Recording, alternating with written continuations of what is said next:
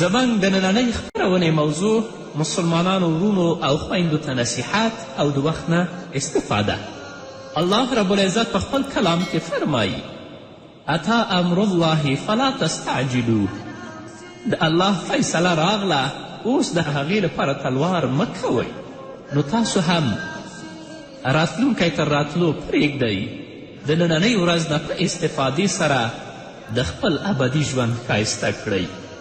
زموږ ډېر ځوانان حتی په کلونو پاخه مسلمانان وروڼه په دې سوچ او په دې فکر کې دي چې زه به وروسته نیک عمل کوم، اما په دې فکر کې نه دی چې آیا د مرګ معلومات ما سره شته که هغه د الله سره.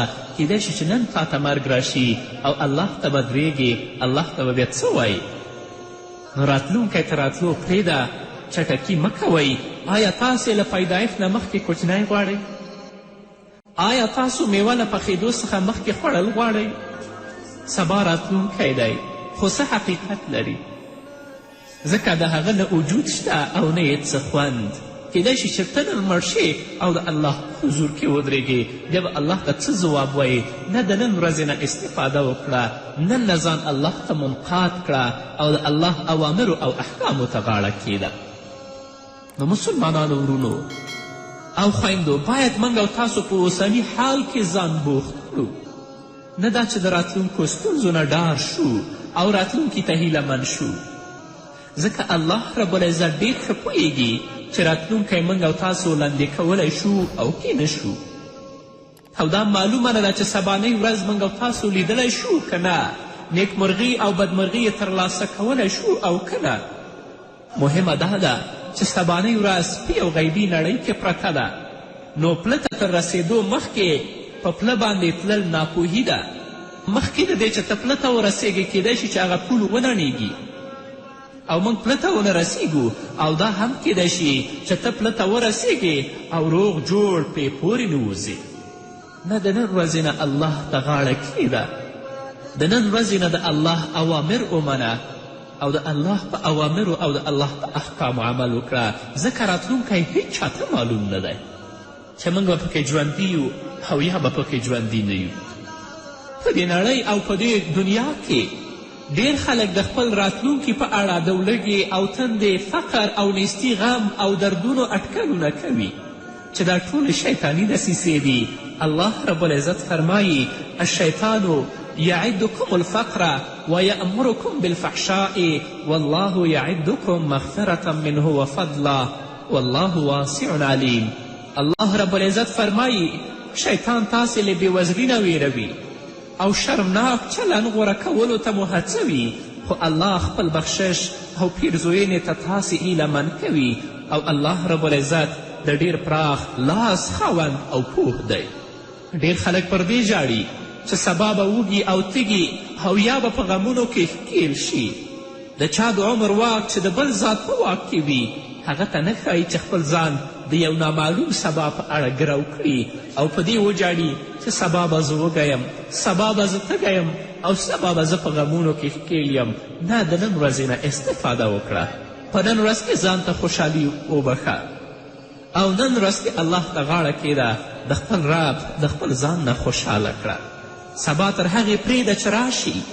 د سبا د حوادثو په اړه پوښتنه مه کوه، ځکه چې همدا نن ورځ بوخت یې، نننۍ ورځ نغده ده او سبانۍ ورځ قرض ده او نسیه ده. نو تعجب پر هغه چا چې نغده پر قرض اړوي او هغه هم د داسې ورځې په اړه چې لمر یې را نه دی راختلی، معلومات یې نه کیږي چې هغه لمر هغه شعلې به په تا ولګیږي او یا به ته مړ یې. نه مسلمانه وروره، مسلمانې خورې، د نن ورځ نه استفاده وکړه، د دې ساعت نه ځان الله ته منقاد کړه، د الله اوامر او د الله احکام ومنه او تل لپاره نورو مسلمانانو ورونو، مسلمانانو خویندو سره ښېګڼه کوه، ځکه د زړه ریښتینې خوښي هغه په ښېګڼه کې ده چې ته نورو مسلمانانو سره ښېګڼه کوي. په اندېښنو کې له خلکو سره ښېګڼه کوه، له بې برخې او بې وزلو سره مرسته کوه، وږو ته خواړه، د ناروغ پوښتنه کوه چې نیکمرغي دې په برخه شي. چې کله د نیکمرغي په برخه شوه نو الله رب العزت به د ستا زړه ته خوشحالي درکړي. له خلکو سره په ورین تندیر مخامخ شه، ځکه چې هغه څوک چې خلکو صفورین تندي مخامخ کیږي دا په خپله نیکي او عبادت دی. همداشان رسول الله صلی الله علیه وسلم په خپل احادیثو کې فرمایي چې الله رب العزت یوه بدلمنه ښځه په دې باندې وبخله چې هغه یو تږي سپي ته اوبه ورکړي او له دې له برکته الله رب العزت هغې ښځې ته جنت ورکه. نو ته هم تل لپاره نورو مسلمانانو ورونو سره بېوزلو سره ښېګڼه کوه، ځکه د رښتینې د زړه رښتینې خوښي هغه په ښېګڼه کې ده، په ظلم کې نشته. حسن بصري رحمه الله فرمایي یو صحابي یوه داسې ښځه ولیده چې تر اسلام له مخه یې پیژندله. هغې ښځې سره څه ناڅه خبرې وکړې او ترې روان شو، خو په تلو تلو کې د صحابي هغې ښځې ته شاته کتل، عین تر دې چې د صحابي مخ په دیوال باندې ولګېده او څه زخم د دې صحابي په مخ باندې پاتې شو. کله چې د رسول الله صلی الله علیه وسلم څنګ ته راغی نو خپله کیسه رسول الله ته وکړه. رسول الله ورته وفرمیل کله چې الله چاته د خیر اراده وکړي نو په دنیا کې ګناهونه رژوي، نو ستا په کتلو کې هغې ته ګناه وه، نو الله تا ته د خیر اراده وکړه، تا ته دومره تکلیف ورسوه چې ستا مخې په دیوال ولګوه. نو ته هم مسلمان وروره، مسلمانې خورې، کوم تکلیفونه چې تا ته رسیږي په هغه باندې د الله نه مه ناراضه کیږه. الله به په دې تکلیفونو په دې ربړونو ستا ګناهونه معاف کوي، خو تل لپاره په دې هڅه کې اوسه چې نورو مسلمانانو سره څنګه ښېګڼه وکړم، څنګه مرسته وکړم. همدارنګه د خلکو په بدو ردو ویلو باندې ته مه ناهیلې کیږه. خلک به هر څه وایي، خو ته د الله لار نیسه، د الله لار تعقیبوه، هوښیار اوسه، ځکه ناپوه خلک نعوذ بالله الله ته کنځل کوي. نو زه او ته څوک یو؟ ناپوه خلک د الله پیغمبر پسې د الله دوستانو پسې خبرې کوي، نو زه او ته څوک یو؟ نو که زه او ته کومه پوهه ترلاسه کړو یا کوم منزلت او مرتبې ته ورسیږو، نو همدغه ناپوه خلک بیا په ما او تا پسې خبرې کوي، په ما او تا باندې نیوکې کوي او ردې بدې راپسې وایي، او په ما او تا کې به په زرګونو نیمګړتیاوې را پیدا کوي. خو په دیو باندې سر مه ګرځوه، د الله لار نیسه. نیکمرغي په دې کې ده چې د الله په لار باندې روان اوسې، ځکه که ته ښه کار هم کوې نو دا ناپوه خلک دي چې په خوله کې د ستا ښه نه یادوي، په سترګو تا ښه نه ویني، تر هغې پورې چې د ښه کار نه ته لاس په سر نشې. ناپوه خلک پر دې غصه دي چې ته تر هغوی ډیره پوهه لرې او یا ته د دوی نه ډیره شتمنۍ لرې، نو ځکه دوی پر تا باندې نیوکې کوي او دوی تر هغې تا نه بخي چې له هغو ټولو نعمتونو لاس په سر نشې چې الله رب العزت در باندې لورولي دي او ټولې ښېګڼې له ځان نه لرې نه کړې. ناپوه خلک همدا غواړي، خو ته په ښې کلکې لګوه، ځکه که د دوی په خبرو کې راغلې نو خپل ژوند به برباد کړې. نو مسلمان وروره، مسلمانې خورې، د ناپوهه خلکو په خبرو باندې هیڅکله مه ناهیلې کیږئ. دوی به هر څه وایي، دوی د الله اولیاو پسې، د الله پیغمبر پسې، همدارنګه الله پسې نعوذ بالله بد وایي. نو زه او ته څوک یو؟ ناهیلې کیږه مه، د خپل ژوند نیکمرغي د خپل په ژوند کې لټوه او د نن ورځې نه په استفادې سره د خپل ابدي ژوند ښایسته کړه، ځکه تاسې د داسو خلکو ژبې نشئ تړلی.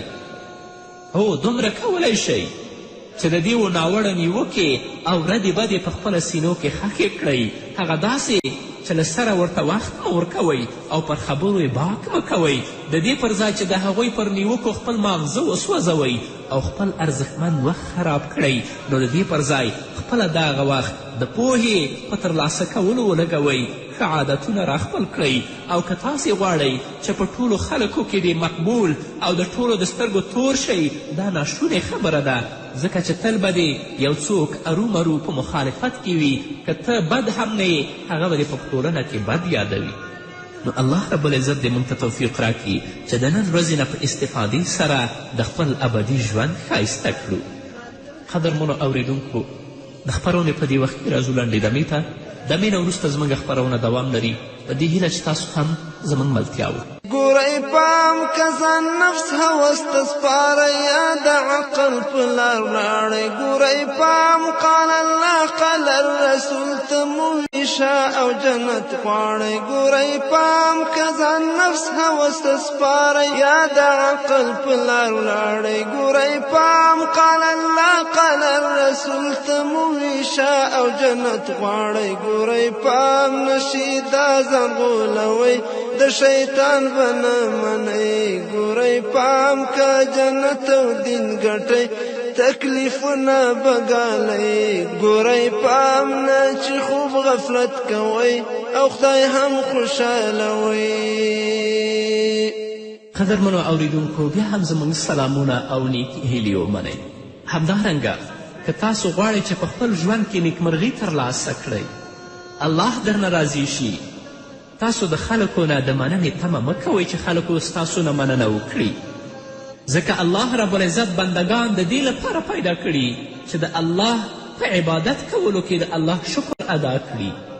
خو څومره خلک دي چې د غیر الله عبادت کوي او له غیر الله نه مننې کوي، د بتانو عبادت کوي. انسان ته پکار ده چې کله له یو چا سره ښېګڼه وکړي او هغه انسان د دې انسان ښېګڼه له پامه وغورځوي، نو دته غمجنېدل پرې نه دي پکار چې په هغه باندې دا غمجن شي، بلکې دې انسان ته پکار ده چې خپله کړې نیکي هیره کړي، په داسې شکل باندې ګویا چې دې له هیچ چا سره نیکي نه ده کړې، له هیچ چا سره یې ښېګڼه نه ده کړې، ځکه تا چې د کوم خالق او رب لپاره نیکي کړې هغه ډېر قدردان دی، هغه ته لیدلی او هغه ستا نیکي په یوه لویه اعمالنامه کې ستا لپاره لیکلې او ساتلې ده، او هغه رب سره ډېره لویه بدله شته، او هغه ذات د چا ښېګڼې له پامه نه غورځوي. نو چا سره چې نیکي کوې د هغه نه د مننې تمه مه کوه، او که هغه له تا سره بیا هم ښه نه کوي په دې باندې مه غمجن کیږه. نو له دې امله پکار ده چې له هر چا سره ښېګڼه یوازې د الله په خاطر وشي. همداشان تاسو وینئ چې پلار له بچي سره څومره ستونزې ګالي، مور د خپل بچي سره څومره ستونزې ګالي، د هغه ښوونه، د هغه روزنه او د هغه خوراک، د هغه څښاک او د هغه جامې، دا ټول مور و پلار د هغه اولاد لپاره برابروي، او مور و پلار د خپل د اولاد د تعلیم او روزنې، خوراک او څښاک او جامو لپاره خپلې ټولې خوښي تر پښو لاندې کوي. خو کله چې همدغه بچی رالوی شي د مور او پلار په نافرماني پسې مټې راونغاړي، حتی ځینې داسې هم شته چې هغه د مور و پلار په شکنځلو هم بسنه نه کوي، مور و پلار ته بد و رد وایي. حتی ځینه جاهله داسې هم شته چې هغه په خپل مور و پلار باندې د وهلو لاس پورته کوي. نو د مور او پلار خوارانو په زړه به څه تیریږي؟ خو ځان ته مور و پلار په دې خبره ډاډ ورکوي چې دا هر څه د الله لپاره کړي او هغه به الله به بدله ورکوي، او داسې اولاد به الله ذلیله کوي، ځکه د الله له دره هیڅ غوښتونکی بېنوا نه راستنیږي. الله رب العزت ارومرو د غوښتونکي غوښتنه پوره کوي، ځکه چې د هغه خزانې پراخې دي او پر ورکړه نه تشیږي. الله چې چاته ورکوي د الله خزانې نه تشیږي. نو قدرمنو اوریدونکو، مسلمانانو ورونو او خویندو، موږ او تاسو ته پکار ده چې د الله رب العزت څخه یې وغواړو او په راکړو نعمتونو شکر وکړو، ځکه چې په دې لړ کې دوه مقامه دي چې یو شکر او بل صبر. په دې دواړو له موږ سره د کامیابي ژمنه شوې ده. الله رب العزت فرمایي لئن شکرتم لازیدنکم، که تاسو شکر وباسئ نو پر تاسې به لا زیاته پیرزوینه وکړم. همداشان الله رب العزت د صبر سره ملتیا ښودلې ده. فرمایي ان الله مع الصابرین، الله د زغم لرونکو ملګری دی، الله د صبر کوونکو ملګری دی. نو ته هم په ژوند کې صبر وکړه. هغه نیکي دی چې چا سره کړې ده د هغوی نه د مننې غوښتونکی مو اوسه. د نن ورځې نه په استفادې سره د خپل ابدي ژوند ښایسته کړه، د سبا په انتظار اصلا مه کښېنه. همدارنګه قدرمنو اوریدونکو، مسلمانانو ورونو او خویندو، له وزګارتیا نه تاسو ګټه پورته کړئ، ځکه د وزګارو خلکو ماغزه هم وزګار وي، ځکه په عادي چارو کې ځانونه بوخته وي. په ژوندانه کې وزګار او بیکار خلک هماغه دي چې په تا ویلو او ما ویلو تل خپل خولې چلوي. په وزګار وخت کې دې که ځان بوخ نه که نو غمونه او اندېښنو ته دې ځان چمتو که. ځکه وزګارتیا تیر یادونه راتازه کوي او انسان په اندېښنو کې ښکېلوي. په دې اړه د هوښیارانو سپارښتنه دا ده چې وزګار مه کښېنه، که نور هیڅ نه وي نو ځان په نیکو چارو کې بوخت وساته. لمنځونه، تسبیحات، تلاوت او دینی کتابونو په مطالعه کې ځان بوخت کړه، ځکه که ته وزګار کښېنې نو وزګارتیا انسان ته تیر غمونه او تیرې اندېښنې رایادوي او په دې باندې د انسان مغزه خرابوي. وزګارتیا یو داسې عذاب دی چې انسان د غفلت په زندانونو کې بندي کوي او د هغه پایله اخر څه شی د لیونتوب چې انسان به اخر لیونی کړي. د وزګارتیا پایله اخر بیا څه شی د لیونتوب دی. د وزګارتیا په ځای نورو ته څه ګټه ورسوه. د خپل وزګارتیا په بوختیا بدله کړه. د نړۍ 50% ډاکټران او طبیبان به ستا د نیکمرغۍ ضمانت کوي که د خپل وزګارتیا ته په مصروفیت باندې بدله کړي. تاسو وګورئ بزګران او دیقانان، نور کاریګران د اشعارو په زمزمه سهار مهال وختي راپورته کیږي او ته د غفلت پر بستره پروت خپلې سترګې زبېښې، نو خامخا به تا ته تکلیفونه، غمونه او مصیبتونه در رسیږي. نه، وزګار مه کښېنه، د وخت نه استفاده وکړه، هغه هم د نن ورځې نه، او د خپل الله خوشحاله کړه. سبا ته انتظار مه باسه، د خپل ابدي ژوند، د خپل د دې لنډ او محدود ژوند په واسطه ښایسته کړه. همدارنګه د الله په قضا او د الله په فیصله باندې راضي اوسه. پر تا راغلي مصیبتونه نورو ته او پردي ستونزې تا ته څه زیان نشي اړولی، ځکه قلم وچ شوی، مخونه او پاڼې پوره شوي دي او تقدیر لیکل شوی دی. الله رب العزت وایي ما اصاب من مصیبت فی الارض ولا فی انفسکم الا فی کتاب من قبل ان نبرأها. هیڅ مصیبت داسې نشته چې په ځمکه کې یا ستاسې پر خپل نفس نازلیږي. الله وایي موږ هغه له پیدا کولو نه مخکې په یو کتاب کې نه وي لیکلی. هیڅ داسې مصیبت نشته الله وایي چې هغه موږ لیکلی نه. نو کله چې دا هر څه مخکې له مخکې په تقدیر کې لیکل شوي دي، نو بیا د یو نږدې خپلوان په مړینه او یا پر مالی زیان دومره مه اندېښمن کیږه، بلکې له صبر او شکر نه کار واخله چې ګناهونه دې الله درته وبخي او الله در څخه رضا شي، او په دې سوچ کې مه ډوبېږه کنې را روان مصیبتونه او توپانونه به تم کړی شي او یا به ښیښه له ماتېدو وژغورلی شي. هیڅکله دا نه کیږي، بلکې الله چې څه غواړي الله به همغه کوي. لکه چې الله رب العزت فرمایي لن یصیبنا الا ما کتب الله لنا. موږ ته هیڅکله څه ضرر یا ښېګڼه نه رسیږي مګر هغه چې الله رب العزت موږ ته لیکلې ده. لا یسأل عما یفعلو وهم یسألون. الله چې څه کوي د الله نه پوښتنه نشي کیدلی چې تا ولې داسې وکړل، خو انسان چې هر کار کوي د هغه نه به پوښتنه کیږي. ستا اعصاب به هله آرام او زړه به دې ډاډمن شي چې د الله په قضا او په تقدیر باندې بشپړ باور ولري. پر دې مه خفه کیږه چې ته نړېدونکی دیوال روانې اوبه ودرولی نشي او رالوتی باد ایسارولی نشي.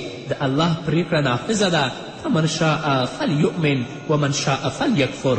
ته په دې مه خفه کیږه چې ته نړېدونکی دیوال نشي درولی، روانې اوبه نشي درولی، راالوتلی باد نشي درولی. د الله پریکړه نافظه ده. فمن شاء فلیؤمن ومن شاء فلیکفر. اوس که د چا زړه غواړي ودې مني او که د چا زړه غواړي منکر دې شي. د الله قضا او تقدیر ته په سړه سینه ځان وسپاره او دا مه وایه چې داسې مې کړي وای نو داسې به شوي وای، که مې داسې نه وي کړی داسې به شوي وای، بلکې داسې ووایه چې همدا د الله تقدیر او د الله پریکړه ده. نو د نن ورځې نه په استفادې سره د خپل ابدي ژوند ښایسته کړه. په غلطو خبرو، په ناوړه خبرو باندې اصلا د خپل ځان مه مصروفوه، کنې ستا مغزه به خراب شي، د الله د عبادت نه به غافله شي. نو قدرمنو اورېدونکو الله دې په موږ باندې رحم وکړي. الله دې موږ ته د نیکو توفیق راکړي، په ځانګړې توګه د هغه عملونو چې الله زموږ نه راضي کیږي. د نن ورځې کې دې الله موږ ته توفیق راکړي چې د الله اوامرو ته غاړه کیدو. د سبا د ژوند ضمانت هیچ چا سره هم نشته دی. نو مسلمانانو ورونو، په ځانګړه توګه ځوانانو، دا مه وایئ چې نن ځوانان عمل نه کوو چې زموږ عمر ډیر شي یا سپینګیري شو هلته به نیک عمل کوو. نه، د مرګ ضمانت هیڅوک هم نشي کولی. راتلونکې ورځ لا غایبه ده، دا لا معلومه نه ده چې ته به هغې ته رسیږې که نه. د نن ورځې نه الله ته غاړه کښېږده، د الله اوامرو ونه په خپل کورنۍ کې د الله کلام رایج کړه، د الله عملونه، د الله احکام رایج کړه، د الله حکمونه رایج کړه چې الله په نننۍ ورځ کې ستا نه راضي شي. که په نننۍ ورځ کې مړې یا سبا مرې چې الله د ستا نه راضي اوسیږي. نو قدرمنو اورېدونکو، دا وه زموږ نننۍ خپرونه چې ستاسو درانه حضور ته وړاندې کړه. تر بلې خپرونې پورې چې زه بیا هم ستاسو درانه حضور ته راځم، تاسو ټول په پاک رب سپارم. پاتې ژوند او پاتې ورځ نیکمرغه. الله